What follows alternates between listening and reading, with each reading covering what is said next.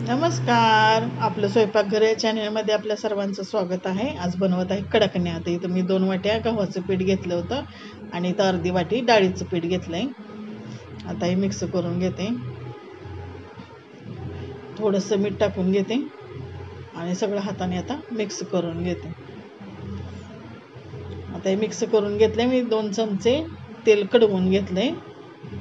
कडकडीत असं कडवून घेतलं खुसखुशीत होण्यासाठी. आता हे पहिल्यांदा गरम आहे म्हणून उलटण्याने मिक्स करून घेते.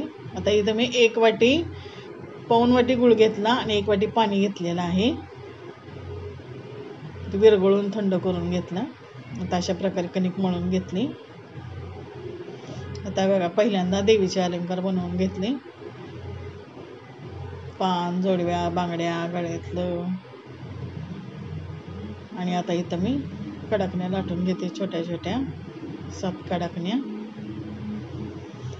थोडंसं पीठ लावून घेतलंय मी, त्याच्यामुळे अशी पातळ अशी लाटली जाते.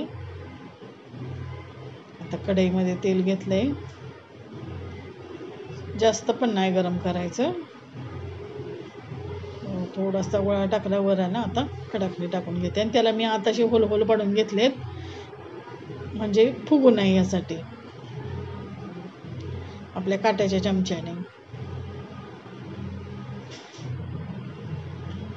जास्त पण तेल कडक नाही, कारण गुळ असतं ना, त्याच्यामुळे लगेच कलर बदलतो. बघा आता अशा प्रकारे मी सगळं तळून घेतले. बघा देवीचे अलंकार कडकण्या अशा प्रकारे सर्व तळून घेतले. हा जर तुम्हाला व्हिडिओ आवडला तर लाईक करा, शेअर करा, सबस्क्राईब करा. धन्यवाद.